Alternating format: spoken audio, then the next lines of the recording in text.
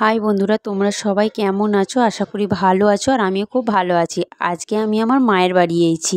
মায়ের বাড়ি বলতে শাশুড়ি মায়ের বাড়িতে। আর শাশুড়ি মায়ের বাড়িটা আমাদের থেকে অনেকটা দূর। আর আজকে আমরা শাশুড়ি মায়ের থেকে আমি তাল ফুরুলি শিখবো।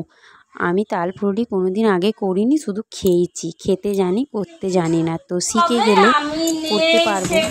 তো বললো শাশুড়ি, আজকে আমার ছেলে ভালোবাসে বলে শাশুড়ি মা বললো একটু করে দিচ্ছি, নিয়ে যাবে। আমিও ভালো, আমার শেখা হয়ে যাবে, শিখে গেলে আমিও করতে পারবো।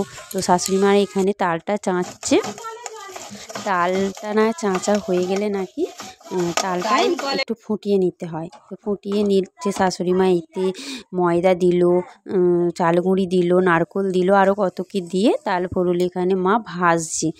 তো ভাজছে, মা বলছে তুমি এরম করে দেখে নাও ভালোভাবে, তুমি ঘরে করতে পারবে, ছেলেটাকে করে দিতে পারবে। আমিও ভাবলাম শিখে নিই, কী জানি দ্বিতীয়বার করতে গেলে আমি পারবো কি না। শুধু খেতে পারি, করতে পারি না। তো বন্ধুরা, এই তাল ফুরুলির ভিডিওটা তোমাদের কেমন লাগলো অবশ্যই কমেন্টে জানাবে, আর সবাই ভালো থেকো।